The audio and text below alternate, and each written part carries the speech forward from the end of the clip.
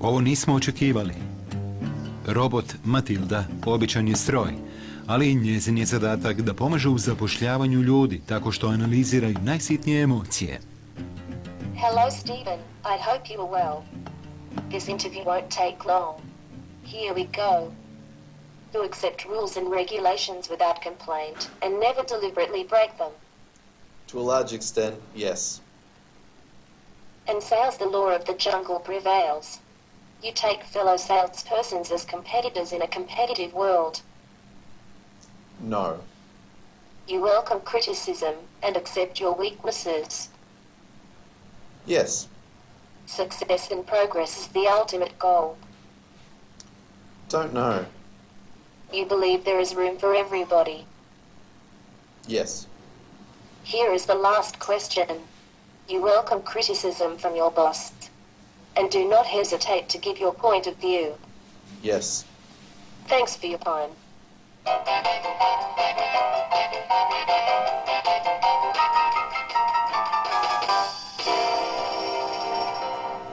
Do I get the job?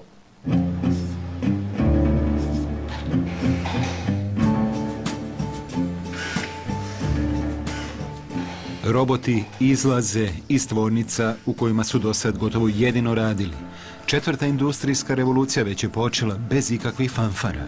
U njoj sudjeluju svakojaki strojevi koji su sve djelotvorniji, inteligentniji i samostalniji. Učinak, produktivnost, fleksibilnost.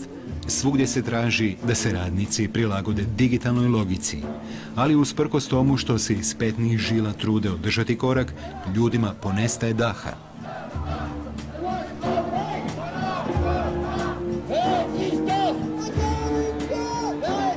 Nakon više od 20 godina beskorisnih reformi i masovne nezaposlenosti, svijet u kojemu nezaposlenosti nema pripada prošlosti. Pomela ga je tehnološka revolucija koja se upravo događa. Kakav će se svijet roditi na vrhuncu ove preobrazbe bez presedana?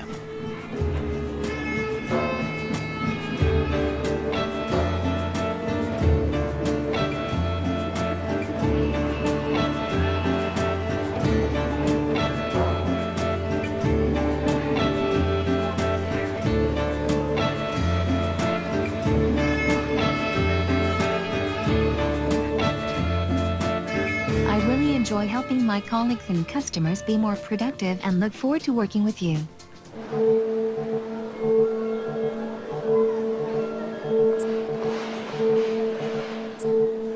Nismo bili ni svjesni da smo se na glavce survali u digitalni svijet. Malo pomalo strojevi su nam ušli u život, na poslu, u slobodnom vremenu, svugdje. Naravno korisni su, ali uz njih obavljamo posao mi sami i to besplatno. I sudjelujemo u takvom novom gospodarstvu, a zaboravljamo koliko je radnih mjesta ukinuto u brojnim sektorima ljudske aktivnosti. Od željeznica do pošta, posvuda se šire nelagoda i zabrinutost. 3000 pošta pred zatvaranjem je, a uslužne djelatnosti u četvrtima mogle bi postati prošlost.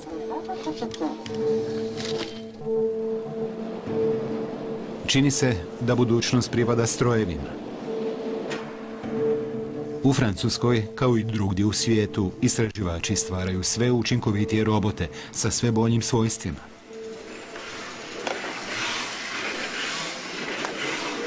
Un robot est une machine dont les mouvements sont commandés par un ordinateur. Alors, ces machines-là, elles peuvent bien sûr faire des mouvements répétitifs, mais elles peuvent aussi s'adapter à l'environnement.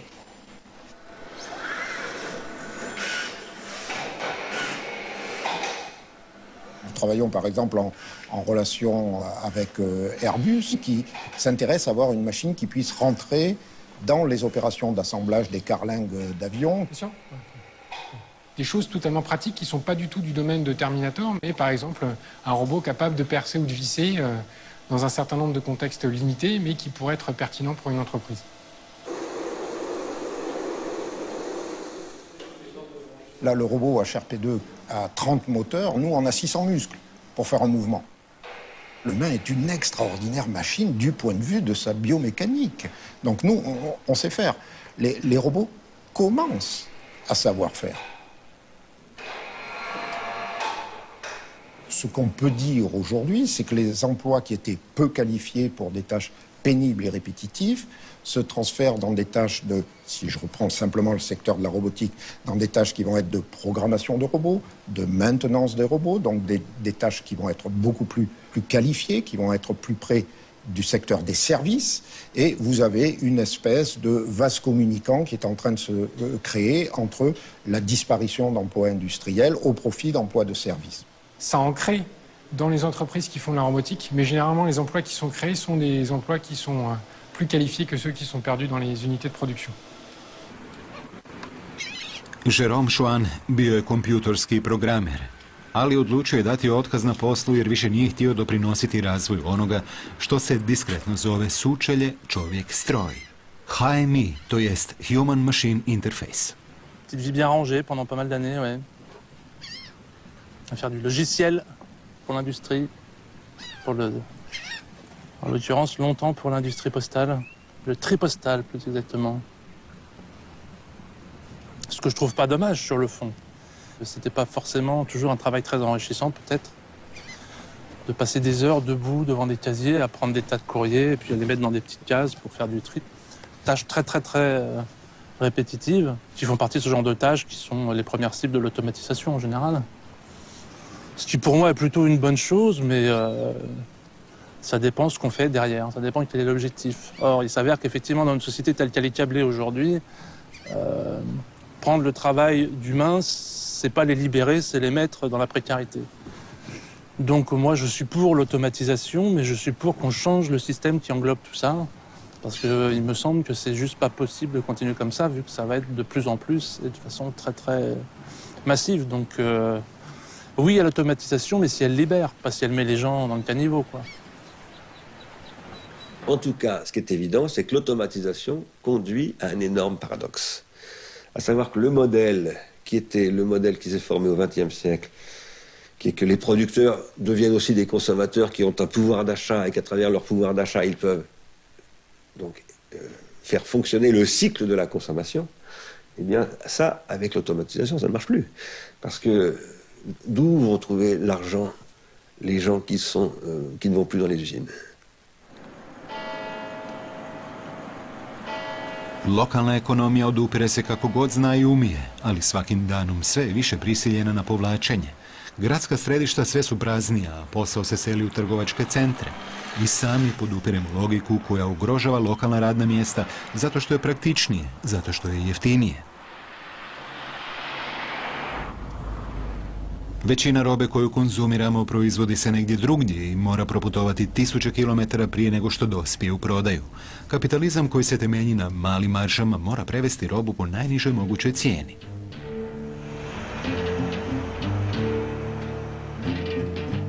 U skladištima sektor logistike zapošljava radnike kako bi opsluživali i servisirali strojeve koji sortiraju robu za masovnu distribuciju, a proces dehumanizacije u najmodernijim skladištima za masovnu redistribuciju sve je brži. Budući da su prisiljeni sudjelovati u žestokom natjecanju za što veći dio tržišta, trgovci očito nemaju druge nego da što veći dio posla automatiziraju.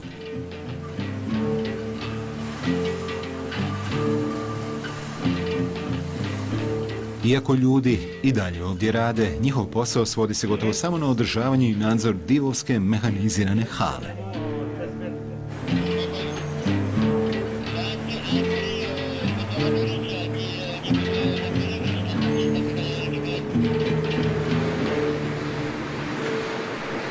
Nous sommes sur un des outils les plus modernes de France, voire d'Europe. Ce type d'installation correspond vraisemblablement à la manutention du futur, puisque l'homme maintenant ne porte plus ou quasiment plus, et en fait maintenant l'homme conduit la machine qui porte pour lui. U Francuskoj tvornički radnici još čine petinu osoba koje zarađuju plaću, ali budući da je radnička klasa sve ugroženija, postala je nevidljiva, a u sjenu ju je gurnula propaganda o visokotehnološkim tvornicama bez radnika. Dokle ćemo se još morati prilagođavati kako bismo povećali produktivnost? I što će biti sutra sa 6 milijuna radnika koji u Francuskoj još imaju posao? L'humain c'est devenu une variable, appelons-la variable d'ajustement, une variable parmi d'autres. Il y a une sorte de mise à plat entre les différents facteurs qui nous permettent d'acquérir du capital. Et l'humain, c'est devenu un facteur parmi d'autres, un facteur toujours moins important. Finalement, parce que les machines, devenant toujours plus prépondérantes dans le système de production du capital, l'humain, finalement, finit même, je dirais, à contrario, par être perçu comme le grain de sable qui fait que le système pourrait dysfonctionner. Kako bismo shvatili što nas čeka, moramo prijeći Atlantik. Ladies and gentlemen, welcome to Pittsburgh, where it is currently 2:30 p.m. Favorizirajući digitalno, prelazi se s jednog oblika gospodarstva na drugi. Primjer je Pittsburgh, bivša prijestolnica američke čelične industrije. Pod kraj 1980-ih Pittsburgh se oporavio tako što je počeo masovno ulagati u napredne tehnologije. Ovdašnje sveučilište Carnegie Mellon postalo jedno od vodećih središta za istraživanje umjetne inteligencije i robotike.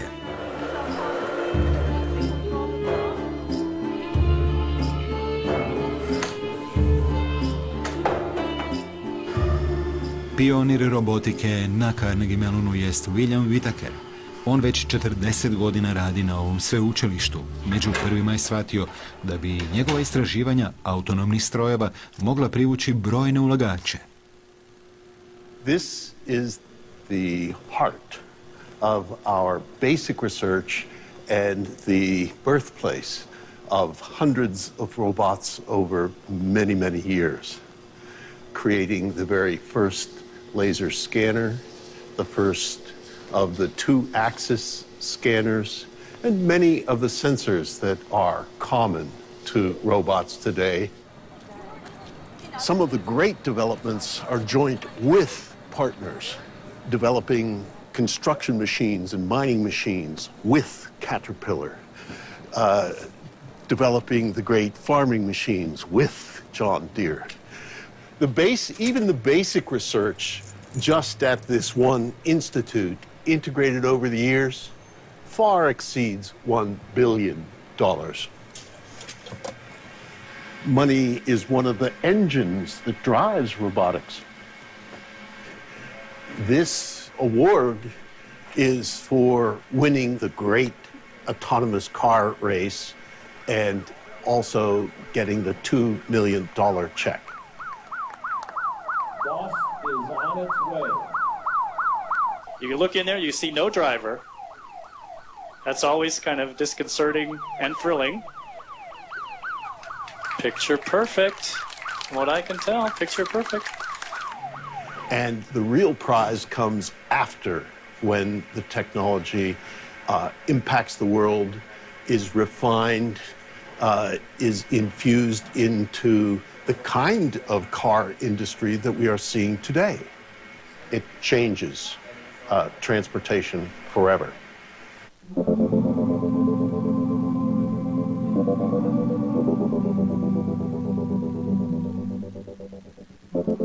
Ovo je jedan od izuma istraživača s Carnegie Mellona, jedan od prvih potpuno autonomnih automobila koji je razvijen u suradnji s proizvođačem General Motorsom. Ova eksperimentalna verzija već se vozi ulicama Pittsburgha, a komercijalizacija proizvoda samo čeka zakonsko odobrenje. Izum je spreman izaći na globalno automobilsko tržište, a komercijalni rat već je počeo. So when vehicles are able to drive themselves, it will truly represent a revolution. Silicon Valley, high-tech companies like to disrupt existing industries. So companies like Google and Uber and maybe Apple are looking to enter the space and take over this very large, lucrative market segment. And the car makers are not going to lose the space without a fight. There is significant money at stake. This market expectations are that this will actually be 250 billion US dollars per year kind of a market 20-25 years down the road. If these vehicles are able to drive themselves, the question becomes what happens to the human drivers? Will they lose their jobs or not?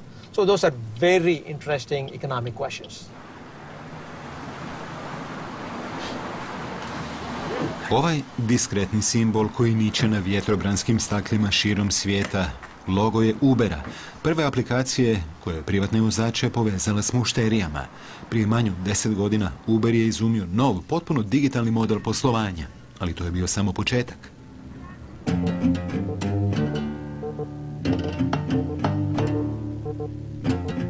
Od ljeta 2016. na ulicama Pittsburgha počela su se pojavljivati čudna vozila načičkana senzorima. Upravo je ovdje Uber počeo eksperimentirati sa samovoznim automobilima. Za upravljačem su inženjeri koji su još u ulozi nadzornika, ali na stražnjem sjedalu mušterije već plaćaju prijevoz. Ova prijelomna točka ili točka pucanja mogla bi prouzročiti nestabilnost na tržištu taksija diljem svijeta. I ruke vozača kamiona uskoro bi mogle pustiti upravljač. U proljeće 2016. nekoliko konvoja autonomnih kamiona sastali su se u Rotterdamskoj luci u Nizozemskoj nakon što su diskretno proputovali nekoliko stotina kilometara bez vozača.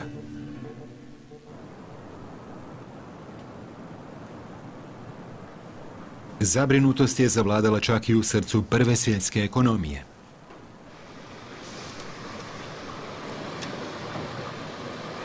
I love working. That's one of the things that bring me to this country. Uber's my part-time, and I work full-time as a truck driver.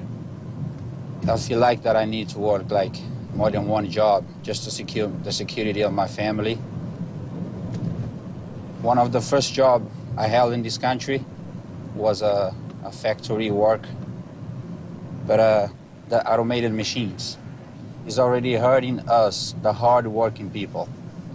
So I became a truck driver, but I'm scared because when I heard all these automated trucks that they've been testing around, especially here in the United States, of course, I'm scared.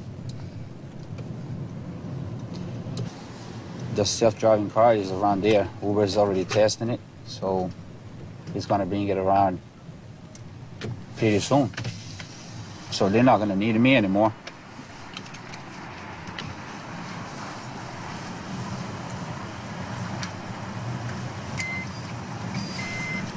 The other way, arrow face up. Thank you, sir. Machines everywhere. That, sir, that man right there, he's probably gonna lose his job anytime soon, too. It's becoming a disease. And I don't know what to do. I wish the world leaders one day they do something about it to stop it. Now, before it gets too late. Digitalna tehnologija prodire u sve pore i uzrokuje raskol u društvu. Ovdje u Pittsburghu raste osjećaj nelagode među ljudima koji ne mogu pratiti ubrzani tehnološki napredak. This is a blue-collar town. And there's just a big clash right now. You know, do you think Google will hire you? This is what's going on in Pittsburgh, is that Bill Peduto is trying to bring in the tech-savvy people and drive out the blue-collar workers, the poor people, and so forth. The future can be very anxiety-ridden and very unsure for people that you know, are not my daughter's at some really anxiety. Yeah. There are a lot of people in this country like me being left behind, especially in the smaller towns and rural areas and inner cities where, you know, educational opportunities aren't that great.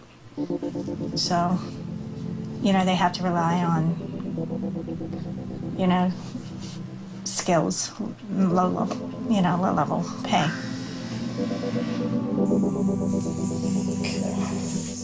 Perfect.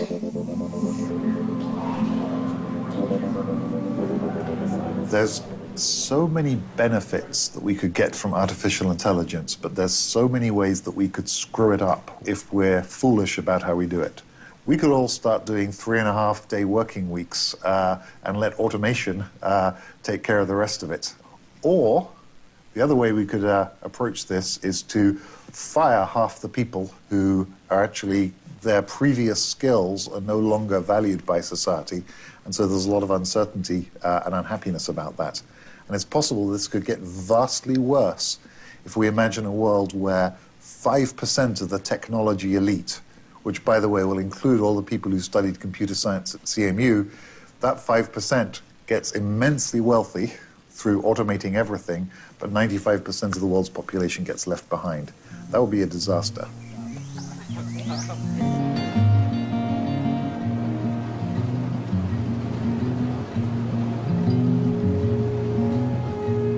Golem tehnološki val koji danas nadire mogao bi izbrisati milijune radnih mjesta u svim sektorima.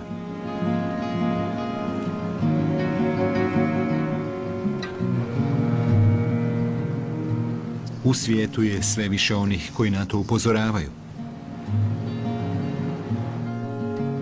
I'm the former president of America's largest union, SEIU, the Service Employees Union. Now, more and more reputable research, the McKinsey Global Institute, the Boston Consulting Group, 3 Nobel Prize winners, the World Bank, the ILO, are all predicting that a tsunami, a disruption of unprecedented proportions is going to happen to the labor market in the next 10 to 20 years, and that people are completely unprepared for it. McKinsey says that 45% of all the tasks that are done today can be eliminated. 10% more if artificial intelligence is deployed. The Oxford University says 47% of all jobs because of the introduction of software and automation and robotics. And the best example in the United States is driverless trucks. The largest job in 29 of the American states is truck driver. There are 3.5 million truck drivers and 5 million people who support them. And yet we now have seen in Europe a driverless truck go from one end of the continent to the other. We've seen a Budweiser delivery truck now go 100 miles in the United States. And so all of a sudden, the largest job in 29 states, 8.5 million people, is at jeopardy in the next decade. That is a major disruption in the job market, not to mention accountants and lawyers and anesthesiologists and translators. So we're beginning to see this as a massive expansion of technology into areas where up to now it's mostly been a blue-collar consideration, and now the war has come to the white-collar workers as well.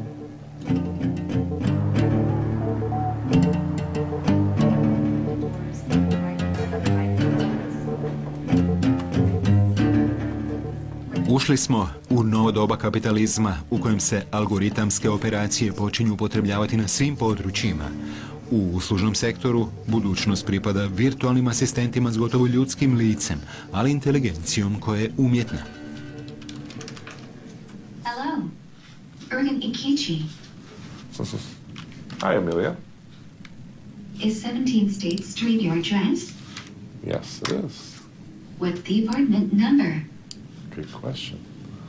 Let's see, the apartment number is 2503. What is the style of your house? Let's say now it's a condo.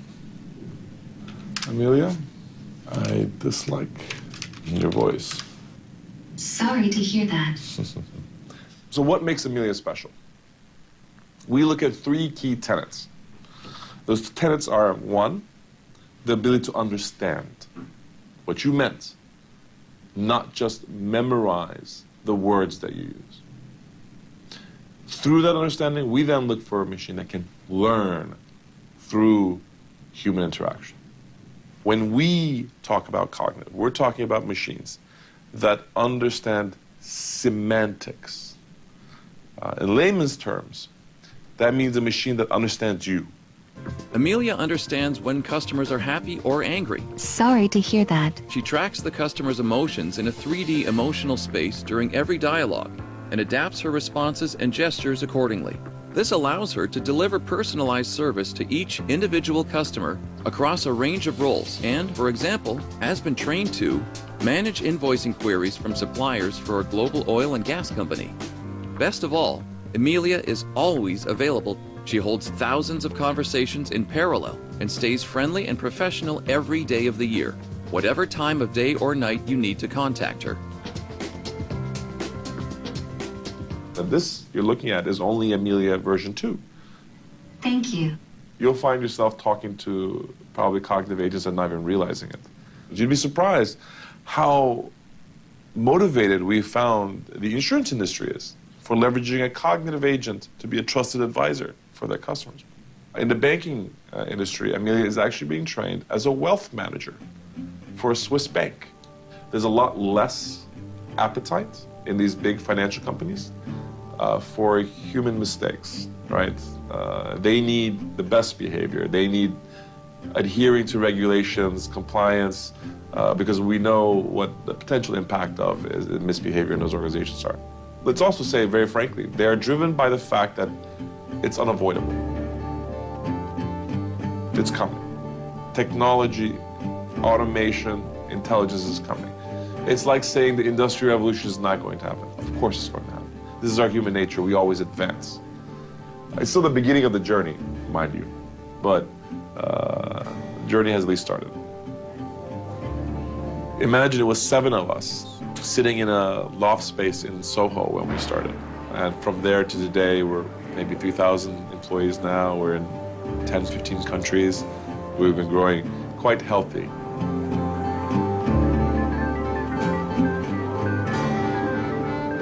Ovaj novi digitalni kapitalizam širi utjecaj uz potporu velikih banaka. Kapital i radna snaga dugo su bili u braku, danas su razvedeni. Čak i na Wall Streetu brokera gotovo da više i nema. 90% svih transakcija sada visokom frekvencijom izvode algoritmi bez ljudskog uplitanja.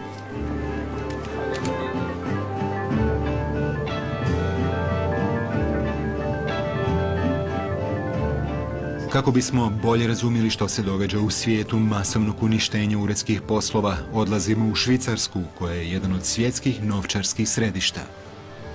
The technological changes have to be seen in the context of a neoliberal economic strategy to shift the outcomes in terms of income increasingly towards rentiers, the possession of property, possession of assets. And much of it is centered, is based in this city of Geneva.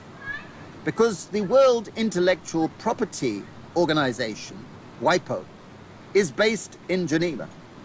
When I first came here, it hardly existed. It was a tiny organization that people laughed at. Today, you will see the biggest conference center in the center of Geneva is WIPO. And what this symbolizes is that increasingly they have constructed a system whereby more and more of the income that is being generated is going to patent holders, is going to copyright holders, is going to the holders of brands, all registered with WIPO, that guarantees them a monopoly income flow for years and years. And meanwhile, if you're relying on your labor, you are finding your wages are falling. And therefore the system is fundamentally corrupted. And technology is only part of what's taking place. It's a very important part, but it's not the engine that's creating this dystopia we're facing. Danas se možete brzo obogatiti uz dobru ideju i tehnologiju koja joj pruža potporu. Novi Eldorado privlači mladi naraštaj koji hrli u školu 42 kako bi pokušao odgovoriti na dvostruki izazov, stvoriti startup u roku od jednog vikenda i lansirati novu aplikaciju za prosječne potrošače. Si tu fais une image juste pour... Tu peux faire juste le bloc. Et c'est plus court aussi, c'est bien aussi. Vous travaillez sur quelle idée, vous? News for You. L'intelligence artificielle va nous permettre justement de faire ressortir et d'organiser les articles de blog, de presse, etc. en fonction de vos goûts à vous, dans un ordre... Plus l'utilisateur va utiliser l'application, plus on aura d'informations sur son comportement, et donc plus les articles proposés seront pertinents par rapport à ce qui l'intéresse. Pour créer une entreprise à forte croissance, en moyenne, il faut 15 000 € d'investissement, seulement. Donc aujourd'hui, avec un peu de temps, avec un ordinateur, avec une passion et avec ces outils, on peut changer beaucoup de choses. Donc, début du XXe siècle, si vous vouliez créer, je ne sais pas, par exemple, une société de locomotives, il vous fallait des énormes buildings, des milliers de personnes, faire des rails. Aujourd'hui, on peut quasiment tout faire avec une équipe de 3 personnes. Prenez un exemple, WhatsApp a une équipe de 50 personnes et il gère plus d'1 milliard d'utilisateurs. je sais plus où il l'a mis. Et en plus, vous pouvez être assis au milieu de nulle part. Tant que vous avez une connexion Internet, vous pouvez vendre tout ce que vous faites dans le monde entier. Donc on est vraiment dans une période excitante, une période unique de notre histoire. Kako biste ostali u utrci, nikad se ne smijete prestati prilagođavati. Da, ali na što? Možda se odgovor nalazi u Kaliforniji, južno od San Franciska. Točnije, u Silicijskoj dolini. Ovo je epicentar digitalne revolucije. Ovdje je tržište rada već globalno i nadziru ga privatne kompanije.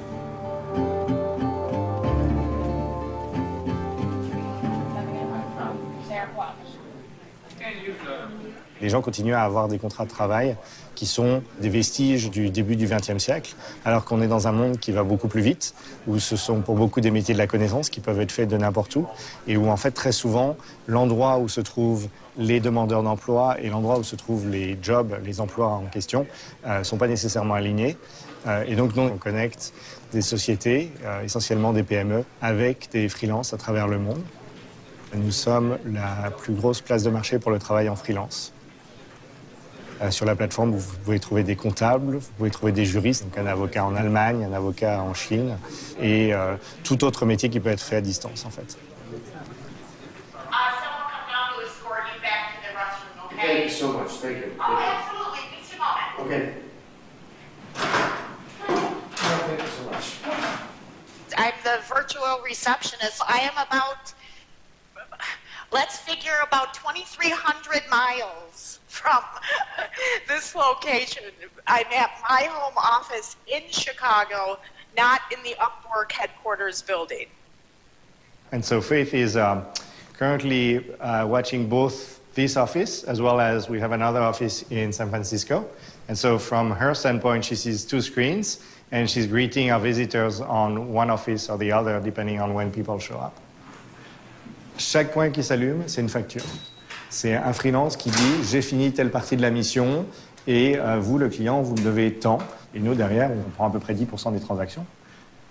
Sur le site, à n'importe quel moment, il y a à peu près 100 000 jobs qui sont disponibles et il y a à peu près le même nombre de freelances qui sont en train de rechercher une activité. Et ça demande énormément de données. Donc en fait, une grosse partie de notre activité, c'est de la collecte de données, de l'analyse de données et des modèles prédictifs, donc de l'intelligence artificielle, pour essayer de faire finalement le métier que historiquement un recruteur aurait fait, mais le faire à très très grande échelle et en temps réel. Donc sur notre plateforme se réalise à peu près $1 milliard par an. Pour vous donner une idée, le marché du travail indépendant aux États-Unis, c'est à peu près $1 trillion. Donc on a à peu près 0,1% du marché, ce qui veut dire qu'il y a a priori encore quelques marges de croissance pour nous. Svladavanje umjetne inteligencije postalo je glavni ključ uspjeha među divovima digitalnog kapitalizma. Umjetna inteligencija funkcionira zapravo bez ljudskog doprinosa, jer prikuplja podatke koje svi u svakom trenutku generiramo, i to besplatno. Google, Amazon, Facebook i Apple sami vrijede više od $1.000 milijardi, a zapošljavaju samo 150.000 ljudi na svijetu. If you look at 4 of the most prominent companies in our country, you understand how much the economy's changed. So Facebook is the largest media company in the United States. It produces no content. Airbnb is the largest hotel company. It has no rooms. Uber is the largest transportation company. It owns no cars. And Alibaba and Amazon are the largest retailers in the world. They have no stores. San Francisco privlači najveće umove digitalnog svijeta. Ovamo dolaze zaraditi bogatstvo, jer plaće i dionice mogu doseći basnoslovne iznose. Giorgio Regni ovamo se doselio sa suosnivačem Scalitija, francuske start-up kompanije koja se specijalizirala za masovnu pohranu digitalnih podataka. C'est ici que je viens souvent, entre midi et 2, et ça permet d'avoir un petit moment de calme au milieu de toutes les interruptions, email, téléphone, SMS, qu'on a en permanence au travail. Donc Scality, nous sommes une équipe d'environ 35 personnes à San Francisco, au 25e étage, Embarcadero Center. Donc mon job aujourd'hui, ça consiste à permettre de stocker une quantité infinie de données.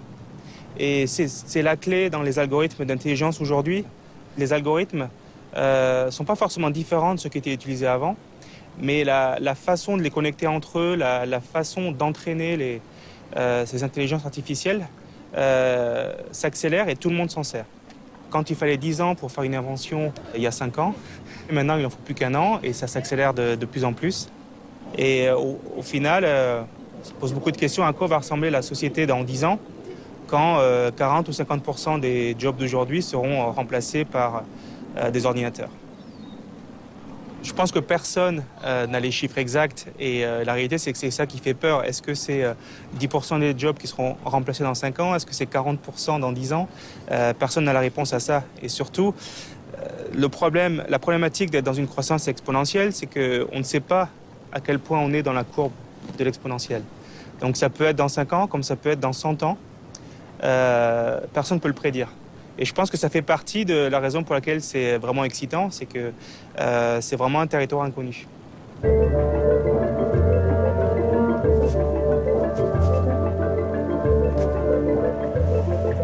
L'autopilote, la première fois que je l'ai activé, ça m'a fait peur parce que je voyais la voiture accélérer et je ne pouvais pas vraiment doser en fait.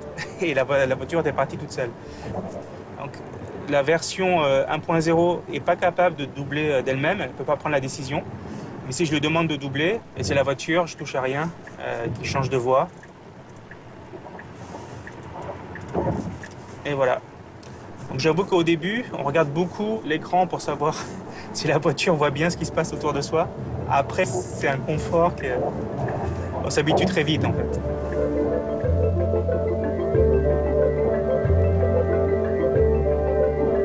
Ça, c'est quelque chose qui m'a énormément choqué quand je suis arrivé aux États-Unis et c'est vrai qu'on s'habitue et c'est assez triste. Donc c'est clair qu'en ce moment, les riches deviennent de plus en plus riches et les pauvres de plus en plus pauvres. Je pense que c'est pas une fatalité et si on arrive à réussir dans le travail, la prochaine question pour moi, c'est comment est-ce qu'on arrive à partager ce succès. Despite what you hear about the tech economy and how, workers are doing really great, engineers are earning, tons of money, IPOs are creating billionaires all over the place, 1 out of 3 families who live in this region doesn't earn enough to survive. Rents are getting so outstripped by wages that families are so unstable and then they can't find a unit or they're getting kicked out of a unit. And it's really, it's pushing people into cars, into the streets.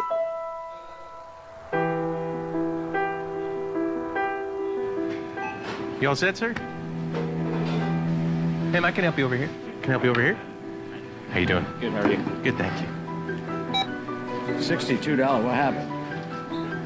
$18? It's $66.85. $66.85. Yes, sir. 66. One piece of bread. One of these that cost $66. I know. These 4 items, yeah. $27.45. I just want to see the prices of everything because I think everything is wrong. $50 for soup? That's a Oh, no. There's a special today. It's poverty line prices. Everything is 5 times its normal cost. Excuse me? Everything is 5 times more?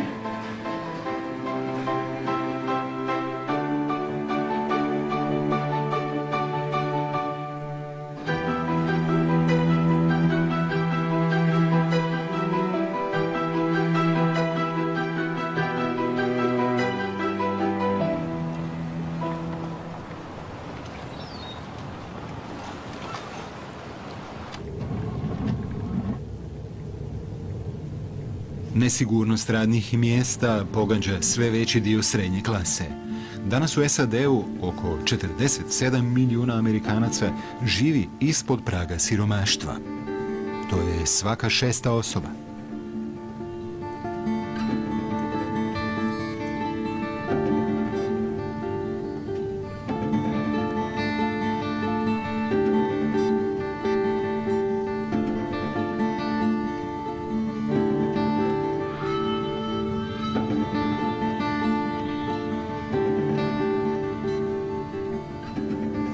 I think our biggest challenge is not to misrecognize technological change as requiring inequality, as requiring putting people down. It doesn't require that. We can negotiate those things. That may mean that we have to regulate companies that don't want to be regulated. We might have to share profits that don't want to be shared. We might have to involve kinds of people in our discussions who we don't normally talk to. But that's part of governing. That's part of public life. And that's what we have to defend is public life.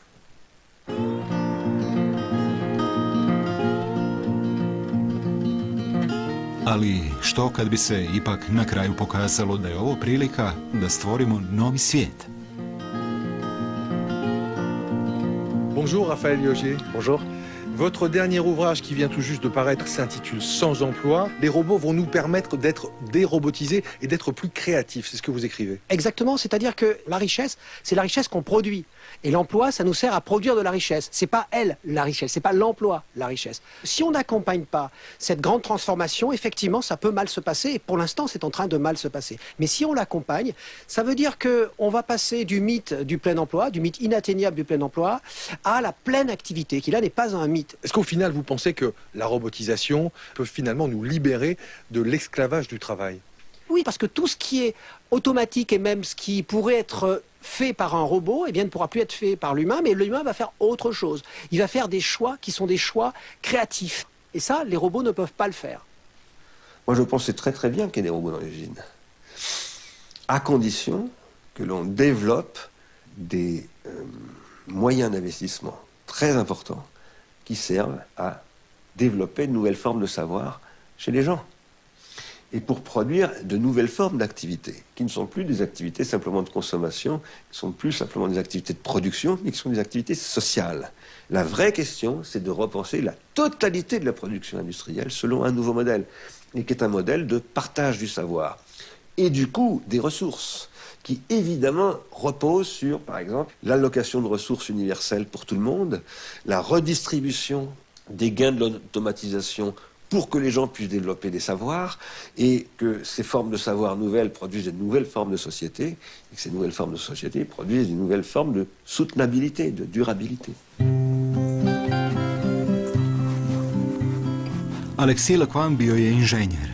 Izgorio je na poslu pa je dao otkaz i počeo snimati putopisnu emisiju koja se bavila tim pitanjima mnogo prije nego što je tema postala zanimljiva političarima.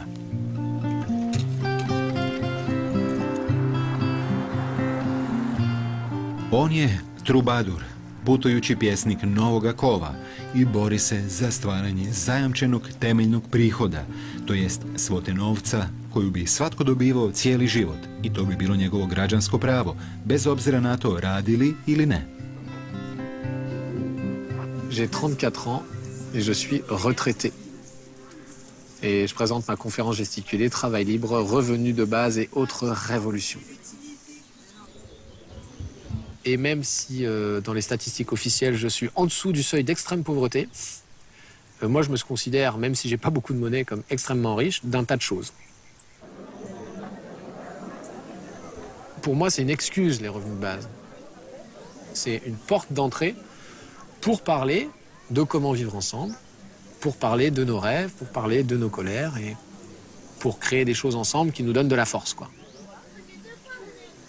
Si l'idée, c'est de faire des revenus de base et des choses comme ça pour avoir la paix sociale et qu'on continue à avoir des esclaves mais qui ferment leur gueule, ben, ces revenus de base, évidemment, ne m'intéressent pas du tout. C'est mes adversaires politiques. Ah, travail. Qu'est-ce que c'est le travail? On produit quelque chose. On produit quelque chose, donc c'est un travail, ok, il y a une production. C'est fatigant. Le travail, c'est fatigant, ok. Est-ce que là, devant vous, je suis en train de travailler? Oui, non, rire. Est-ce que tu es payé?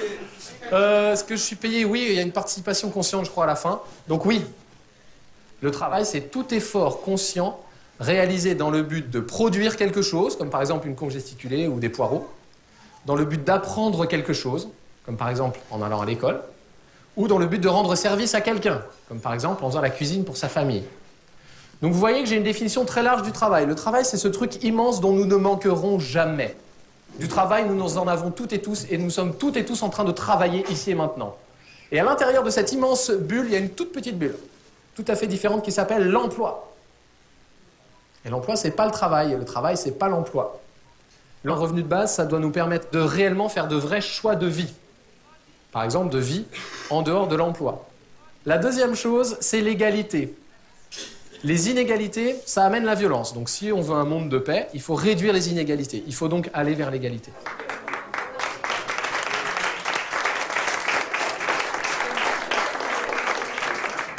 If we had a basic income, you would see a tilting away from labor in jobs to spending more time on care work, on voluntary work, on community work, on the work of developing our capabilities, and a sense of greater control over our time so that people in the precariat won't have to spend 60 hours a week to get just a meager income, which is what the case is today. So for me, it's a very ironic situation that we have on one side people saying that the robots are going to displace millions of people, and on the other side, people criticizing a basic income saying it would lead to people doing less labor. Well, if we've got less labor, then that's surely a good thing. If you ask people, do you want to improve your life? And if you had a basic income, would you stop working? They would say yes to the first question and no to the second question. In other words, we in general, 98% of people want to improve our lives, and having a basic income would not stop that human motivation. Političari su se sad ozbiljno počeli baviti ovim pitanjem. Od početka 2017. Europa je počela s eksperimentima s temeljnim prihodom, na primjer u Finskoj i Nizozemskoj.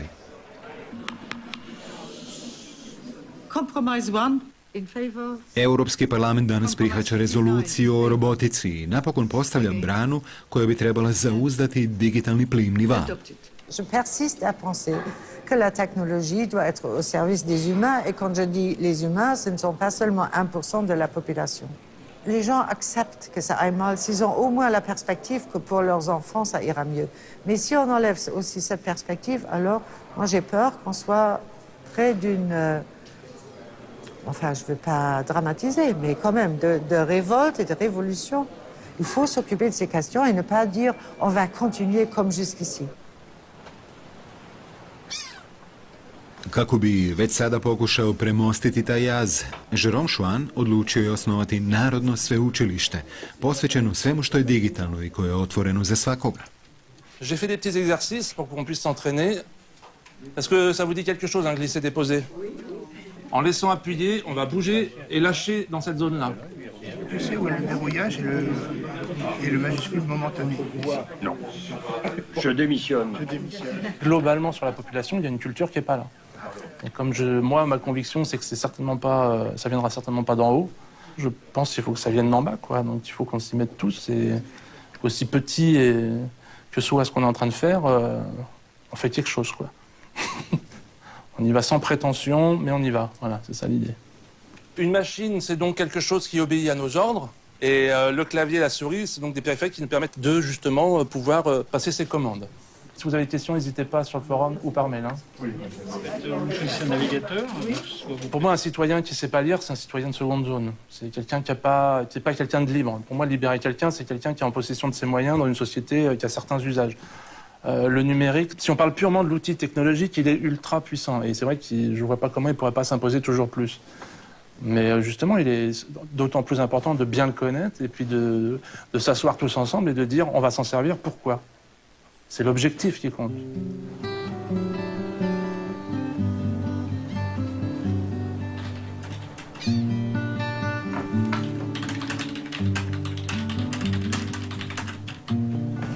Pour moi, c'est du travail au sens où ça participe de l'amélioration du commun, de l'intérêt général. Donc, dans ma vision des choses, tout à fait personnelle, c'est du travail, oui. Ce n'est pas un emploi, ce n'est pas rémunéré, mais il me semble que pour la société, c'est du travail. On produit de la valeur, pas forcément monétaire, pas forcément financière, mais on fait avancer la société, donc on participe à un projet global qui me semble que c'est utile. Et c'est pas mal d'être utile. Le revenu de base me semble beaucoup moins utopique que la folie de parler encore de plein emploi aujourd'hui dans les sociétés occidentales, où même les cols blancs auront bientôt bien du souci à se faire, manifestement.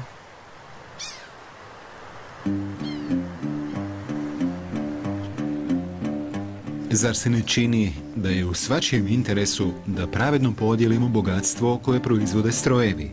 To je bez sumnje najvažnije pitanje s kojim se danas suočavamo.